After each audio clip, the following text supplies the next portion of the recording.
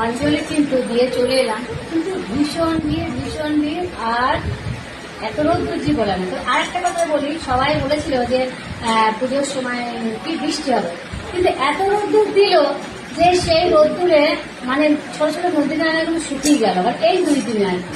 তো কি বলতো, প্রসাদটা এখন দিল না, প্রসাদ পরে দেবো। আর একটু ওখানে ভাবলাম ভিডিও বানাবো, তা কিন্তু ভিডিও বানানো হলো না। কেন বলতো, এত ভিড় আর এত রোদ্দুর, মানে একটু দাঁড়ানো হয়ে যাচ্ছে। আমার প্রতিদিন তো অঞ্জলি দেওয়ার সাথে সাথে চলে এসেছে। চলো প্রসাদটা আবার রাখতে যেতে একটু করে। হ্যাঁ, একটা কথা বলতে ভুলে যায়, কি বলতো, এই 4টে দিনের জন্য সারাটা বছর আমরা অপেক্ষা করি, জানো তো। আর এই বিশেষ করে আজ মহাষ্টমী, দশমীর দিন সিঁদুর খেলা, মানে কি বলবো। সকলকে আবার বলছি, সবাই সুস্থ থাকবে, ভালো থাকবে, ঠাকুর দেখবে আমাদের।